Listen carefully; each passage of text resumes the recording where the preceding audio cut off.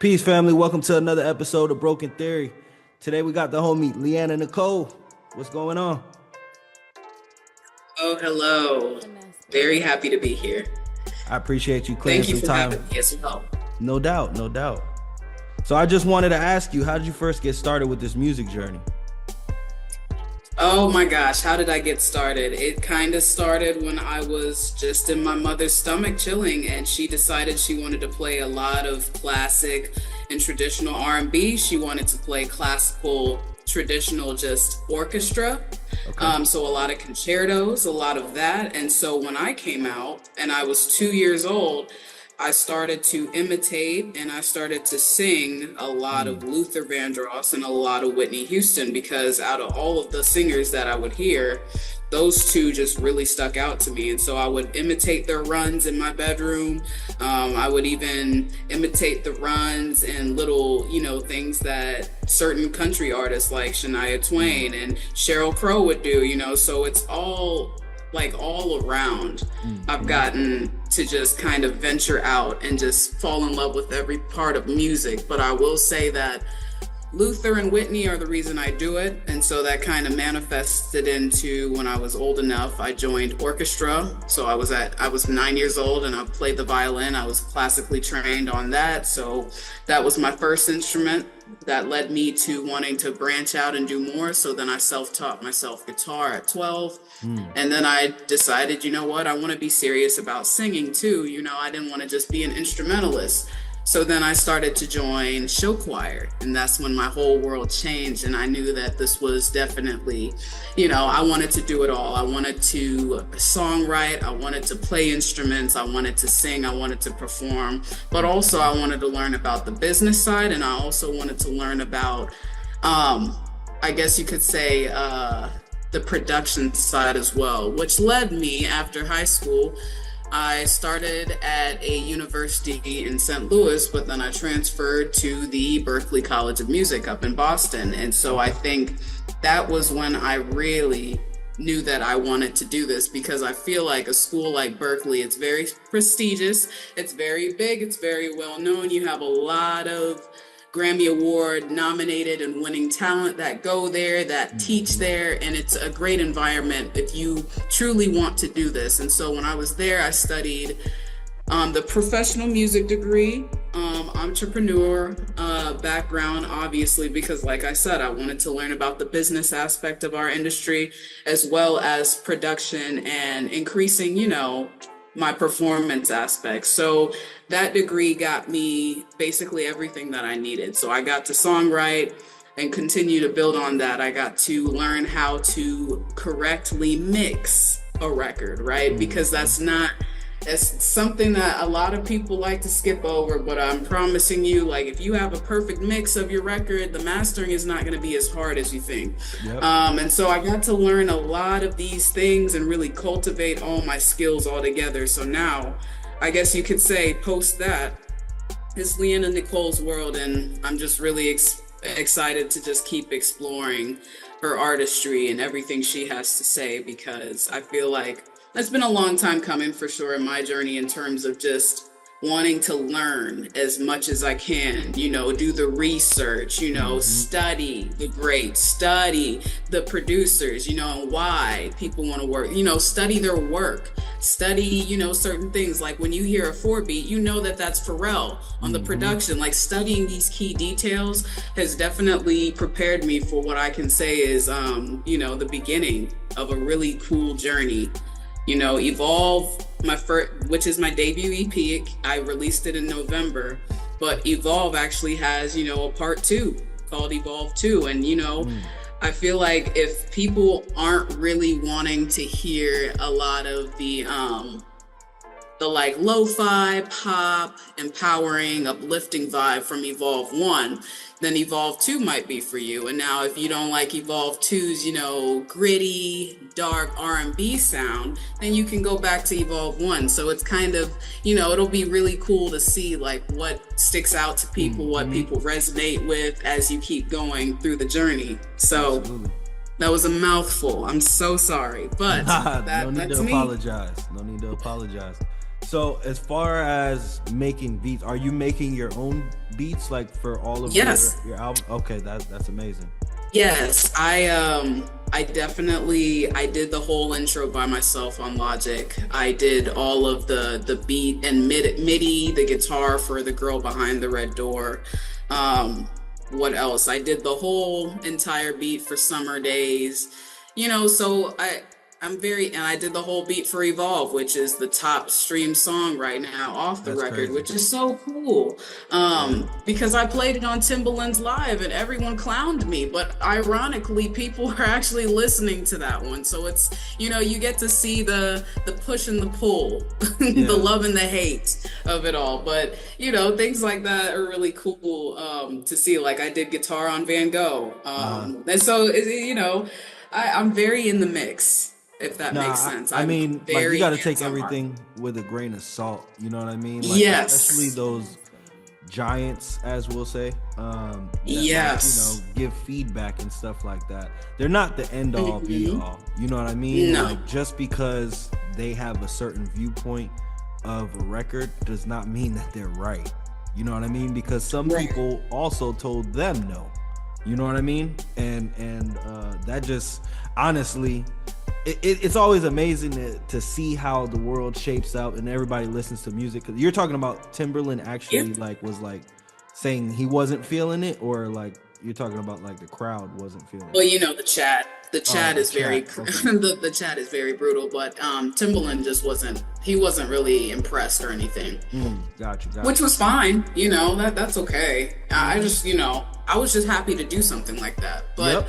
like I said, after that happened, ironically, that's when Evolve really started to take off. So That's when you evolved. Yeah, I guess. So yeah. No, I feel that. Which one would you say is your favorite? Do you like singing or making beats more, or like production side? That depends, because in terms of my process, I let it flow naturally. So if I hear a melody in my head that I can't stop humming, I got to get on my Logic and I got to like pin out that melody, right? Or if it's lyrics, I got to write those lyrics down in my notes app. But if you had to pick one to do forever, which one would you do? Oh, sing. Yep. Sing? Okay. Sing, because it's connected me with a lot of people, whether it's me performing it or teaching it, because I also teach at School of Rock, and so I get to see my kids every week, my students, how they light up, how they grow every week, and so it's definitely a universal language. I feel like a lot of people forget that aspect of it, but singing for sure. Yeah. I mean, I feel but like... thank God we don't live in a world like that. Yes. Absolutely. I love both. Yeah. As an artist, how do you feel like you found your sound? Whether that be production or songwriting, how do you feel like you found your sound? I feel like I'm actually still finding it, even though I have a good idea of where it's going. And I'm very excited to see where it finally lands in Evolve 2. I think Evolve 2 is when people are finally going to hear like, this is the sound. And so I'm in that process right now. And it's fun. We're messing around with so many different genres because there's so much to play with. So. Oh, yeah.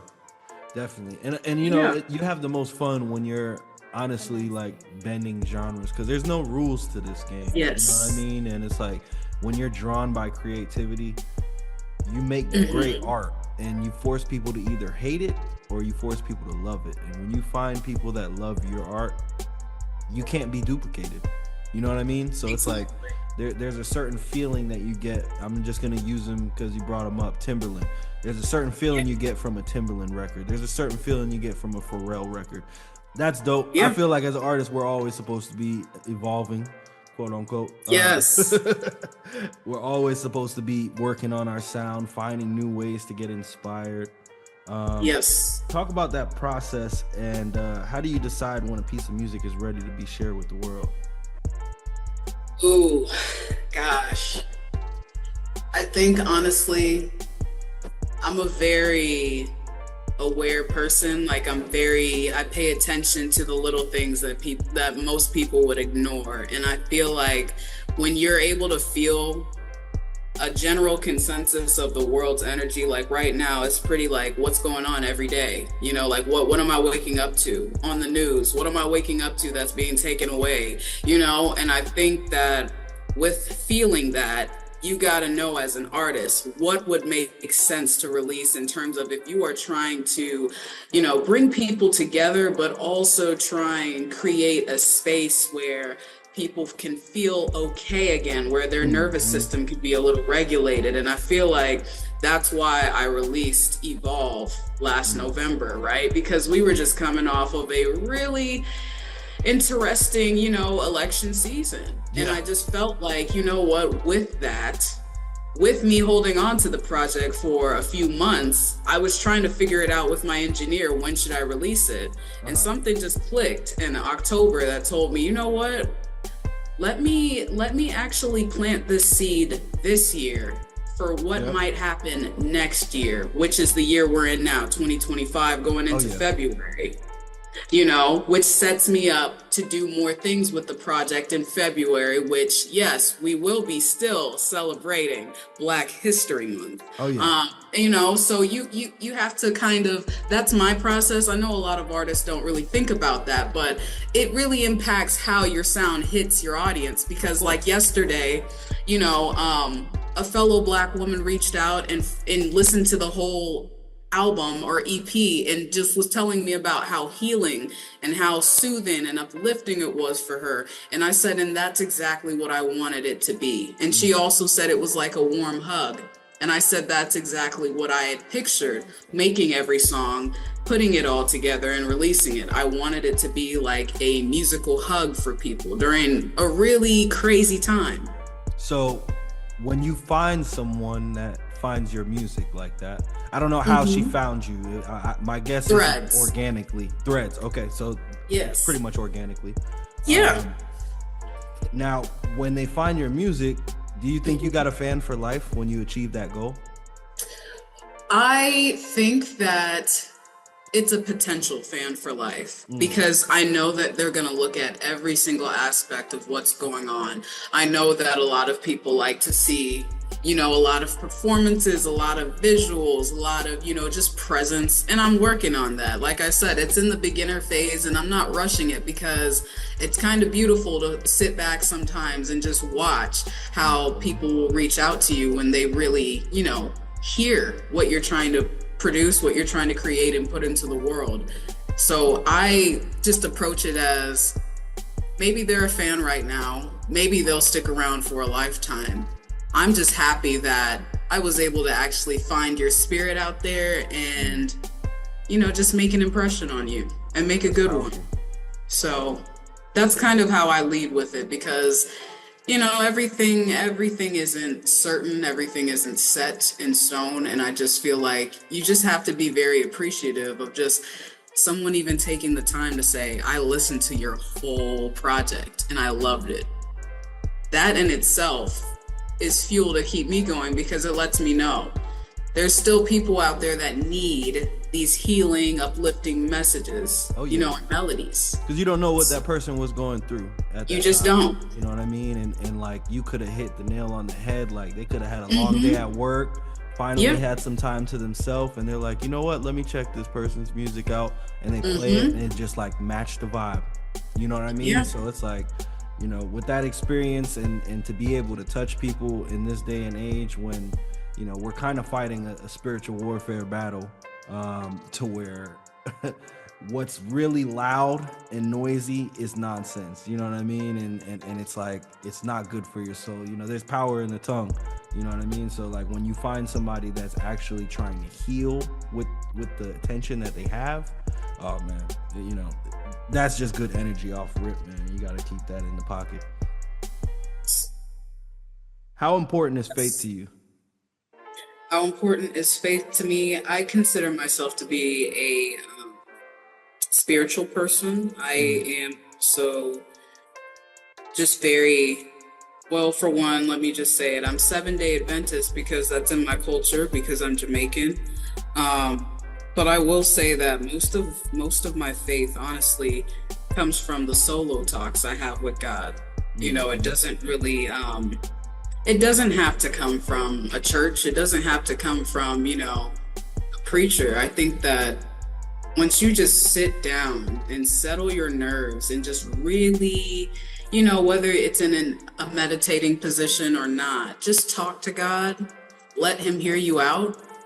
I think that is powerful in itself, without anything, to label it, if that Oh makes yeah, sense. it does. So Because I'm he's very always gonna big on talk it. back.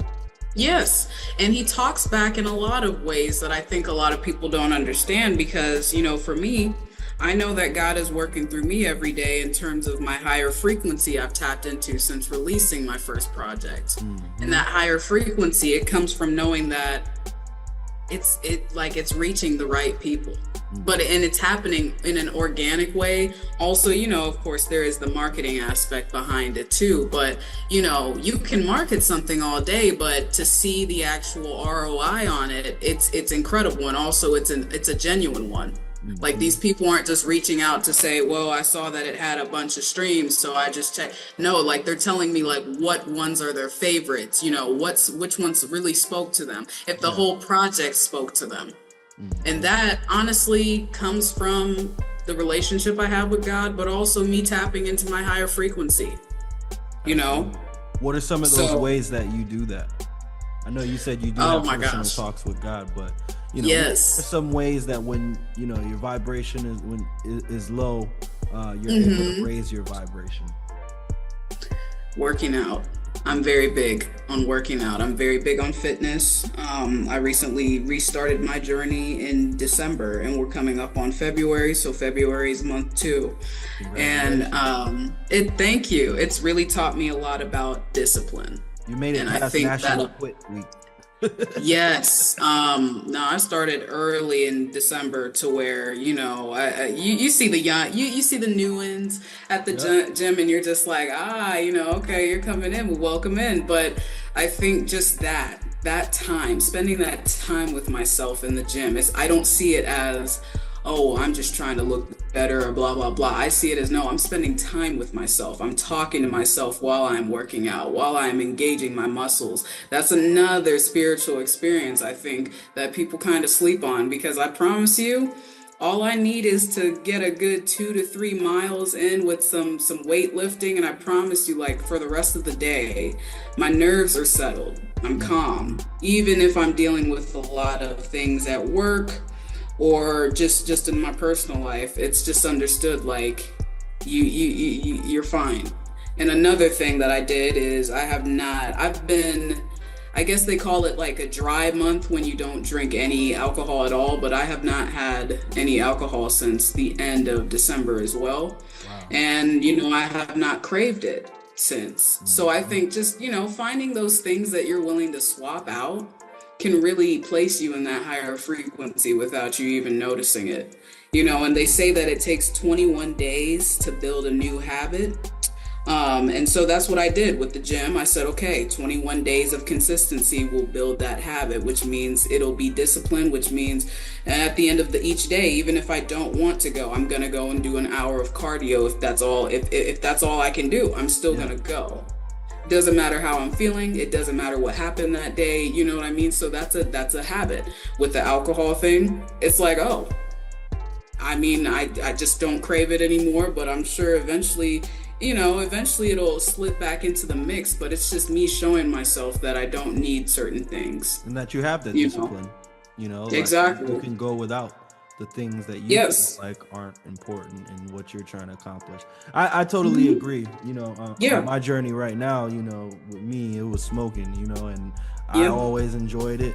You know what I mean? I'm Jamaican too, so Oh, Wagwan. Oh you my already know, gosh. yeah. Well, there you go. But, it's something that, like, for me, I just felt like I needed to take a little break, and it wasn't anything that I had resistance on or felt like I couldn't do. When I made it up in my mind that that's what I was gonna do, that's what I did. I didn't have any way to trickle back, but of course, I'm gonna pick it back up when I'm ready. But Right. And you'll know your limit. exactly, That's the thing. exactly. So But I'm it's seeing cool. things a lot more clear. Like my Yes. There's no distractions, pretty much. Let's just put it that way. Yes. Yes. It's insane how, you just kind of forget how laser focused you can be without certain, vices. Even Yep. though, we all have them and it's fine, but it's Yep. just finding that balance. Absolutely. That's Yeah, because all. sometimes life be lifing and it could take over. But Yes. when you could find your way back, that's just the best part. Yes. To get back to that laser focus. Walk me Exactly. through your average day. Oh my gosh. Yeah, my average day. Oh, so I am currently full-time salary at a university here in Missouri. I work in their performance arts building, I love my job. I love what I do. It's cool doing all of the data entry to house managing the theater shows, whether it's dance, fashion, music, or musicals, whatever comes through here. It's a joy. So I guess you could say I'm just happy I work in my field full time. And then my part-time job is obviously I'm a music teacher at School of Rock. So my day basically starts with work here at the Performing Arts Center, traditional either 8 to 4, 9 to 5. And then my 5 to 9 is usually School of Rock. And, I say this all the time. Um, After School of Rock, obviously, is the gym. Then I'm home for the night, and then I'm working on guitar or music or whatever. But what I do say is that my jobs balance each other out in terms of what they give me, in terms of dopamine or serotonin. Mm-hmm. Because it's like, say, if the Performance Arts Center is kind of like really draining me, and then afterwards I go to School of Rock, and it's like a student of mine will say, I really love singing with you. And Mm-hmm. automatically it's like it's like a reset. That cup It's is like, full. oh, yes. It's like, oh, this is why I do what I do. Yep. So they reward each other. Like even with School of Rock, if I'm feeling a bit drained, in terms of School of Rock, I can always come back to the Performance Arts Center and be like, oh, well, I'm house managing this big show that's coming through. I'm excited to do that. So Mm-hmm. they balance each other out for me. It works for me, but I will say that is my day now, but I'm trying to turn it around in terms of becoming a 5 a.m. person because I just feel like I can get a lot more done if I had that 5 a.m. to 9 a.m. Oh yeah. Block period to go hit the gym, get my Pilates done, get some work done in terms of my artist development and my brand, and then go to Yep. work, then go to Yep. School of Rock, and then I can just come home and do some music stuff, then go to sleep and repeat. Exactly. I feel like it'll just structure me better, but that's kind of where I'm at right now in my everyday. I'm not gonna So lie. I'm packed. I'm not gonna lie. I just recently, last year, started the 4 a.m. journey, and Yeah. it's How is amazing. it? It's amazing. I have Okay. kids and stuff like that, so Okay. having that Yeah. time to yourself and just that's the time where I meditate, I pray. I start my day with that intentionally. You know what I mean? Before Yes. the noise, before everything. I make things clear. And Absolutely. it's definitely dope to be able to have that time to yourself and just like focus on what's important to you, and the rest of the day falls into Absolutely. place after that. You know what I mean? Yeah. I kind of look at it as I'm just, work should be something as, oh, that's just, yeah, that's another thing off my list in the Yep. day. Something else you Not gotta do. yeah, it's not, oh, this is my day. I Yep. don't want it to be like that much longer. So it's Absolutely. good to know. Yep. It's You good can to do it. know. You can do it. You're gonna do it. I am. You're right. I am. Any For books that sure. you're reading that have changed your life or in the The past? last one, yeah. So the last one that I read was actually Russ's book, Get That Out was of Your fire. Way. Oh my gosh. I think that's exactly the book actually that transpired me just saying, you know what? Just release it. Just release the project. Yep. Because I think that in the book, he takes you on a journey of all of his downfalls, everything that he's had to persevere through to get to where he is today. And he is an indie artist that I have always respected, Oh yeah. because I saw the come up, from him being 21 and I think it was, I don't need her, I need him. I do it myself. You know, like I Yep, remember yep. that, Russ. So reading his book, it was so cool to hear just how he went through everything that he did. He persevered, but also he manifested while he was persevering, right? Mhm. Which is insane. It's incredible. But that's the last book. The next one that I'm tackling is JoJo's book, Over the Influence, Okay. which I have loved JoJo since I was a little kid. So it'll be really cool to hear about her journey and experiences within the industry. So I guess you could say I'm very into biographies right now Okay. because I just love when people just really tell you about their journey. They're not going to just, I guess, make it sound all pretty. I just love Yeah. to hear, you know, certain things that they pulled from that keep them going. So that's Absolutely. kind of my genre right now. Yeah, because it's like a testimony, you know what I mean, for independent Yeah. artists that's like trying to make it. I definitely believe in, Yes. you know, sharing gems with people. And that's why I asked you that question, because Hmm. anybody listening, you know what I mean, will be able to go back and read those that have motivated you to just kind of kick it in overdrive. So that's Yes. beautiful.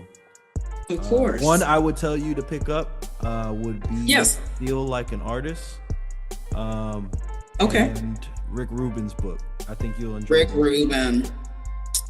Yeah, I've heard a lot of videos of his knowledge, and let me say, my engineer even loves Rick Rubin. So, Hmm. yeah, I think you'll okay, enjoy those books. Check them out. for sure. Adding them to the list right now, actually. Thank you. No doubt. What sacrifices have you made to get where you are right now? Oh, that's that. Whoa, we're gonna go there. A lot of sacrifices. The big one that I have made is lack of a social life because I feel like people just don't really understand how much time you have to put into cultivating an artist, you know, 10,000 persona, hours. brand. Thank you, exactly. And so I just feel like a lot of people, whether it's people I've grown up with or Hmm. have met in college, have not really understood like how much time I really have to devote to this. And Hmm. so, you know, just lack of a social life. But you know, it is what it is. I'm starting to do things by myself now. If people are, you know, unavailable or things, so it's not a big deal for me.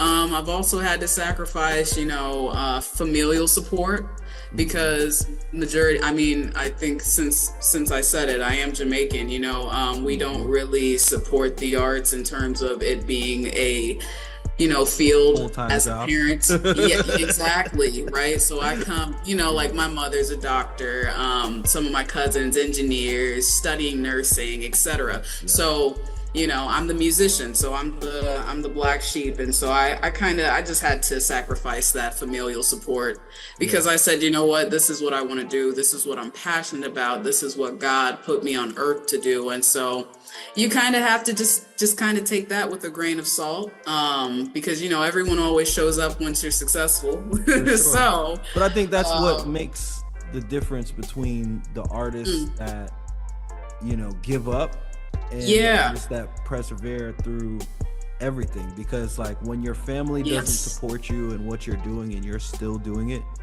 and mm-hmm, you're unapologetic about it, you're still following through, you're still making goals, you want yes, it bad and you're gonna get it. You know what I exactly, mean? But that's the hungry, difference between somebody that's gonna make it and somebody that's not, because you know not everybody's gonna agree with everything that you're doing. Not everybody's gonna understand.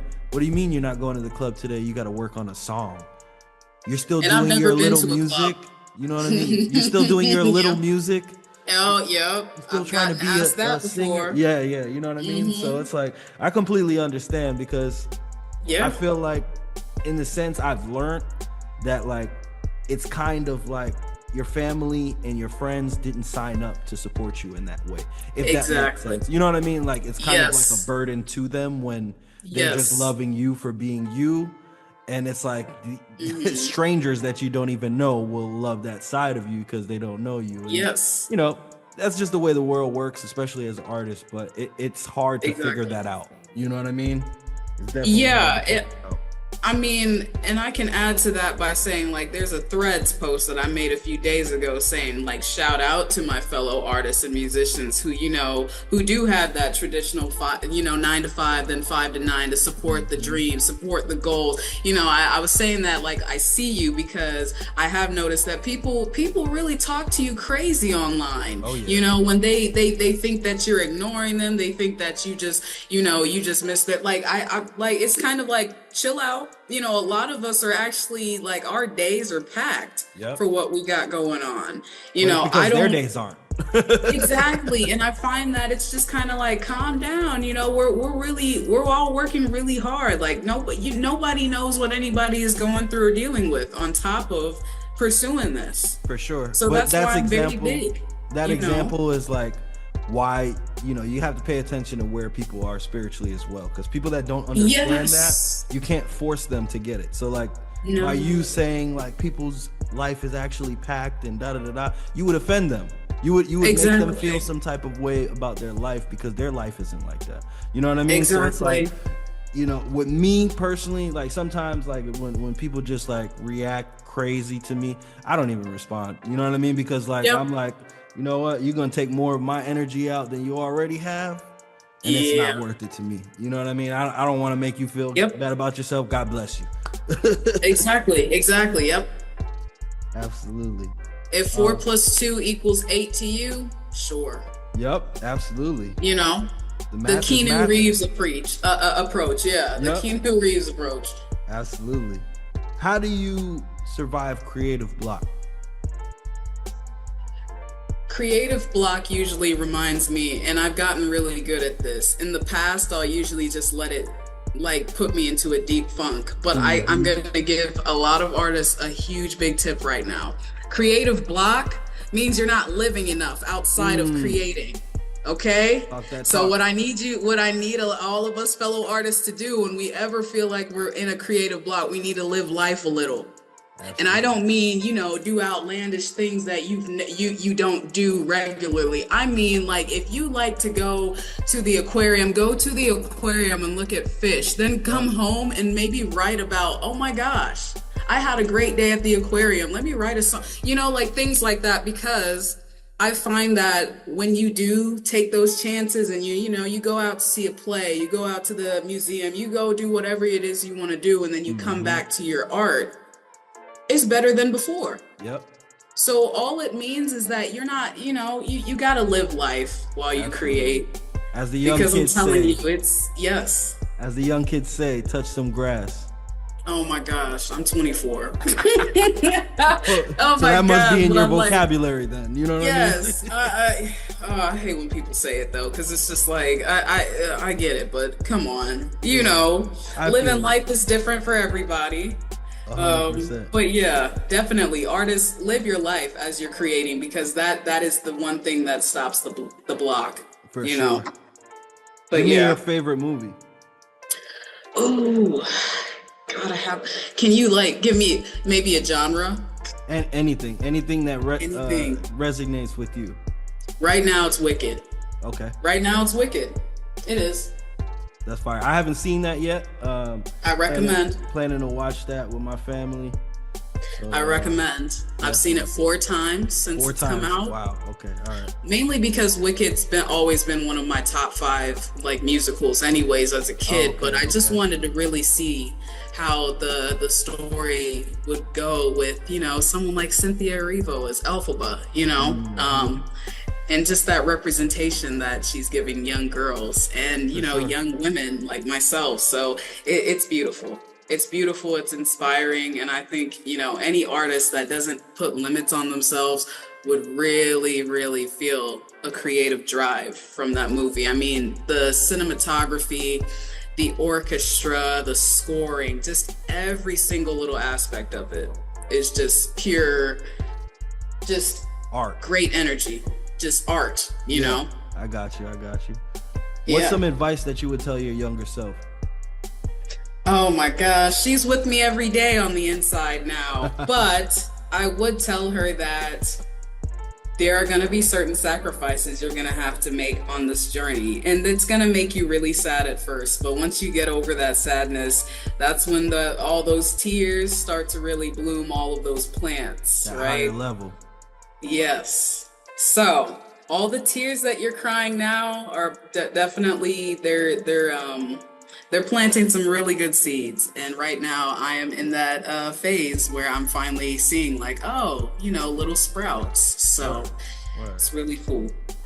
Give me 3 of your favorite albums that inspired you to be who you are right now. Oh, I was just listening to one of them earlier. First one would have to be Give Me the Reason by Luther Vandross. I went back to that one because I just really love the 80s pop blend with R&B. Man, that was a great era for both genres. Another one would probably have to be from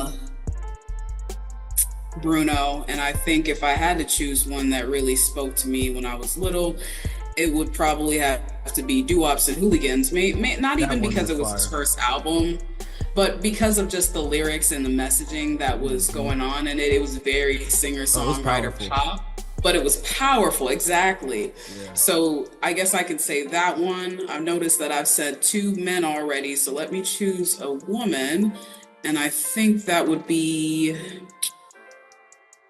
when we're talking about what started in terms of me being a kid, I'm gonna just say Whitney Houston, like that album. Okay. Um, That's fire. and then modern, it would be Jaguar and Jaguar 2 by Victoria Monet. Okay. Yep. Yeah, that's fire. All right, Yeah. we got less than 30 seconds left. Ooh. Can you tell us what's on the way? Very excited. I have a single coming out very soon called Come See Me. It will probably be available in June. And then we have Evolve 2 coming later this year in the fall. It's very R&B, lo-fi / pop, and rock / folk genre based. And I'm just very excited to introduce people to Nicole. Evolve 2 is Nicole's perspective, and she's a completely different side of the artist that is Leanna Nicole. So I'm very excited, and continue to stream Evolve, which is Leanna's perspective. Much love.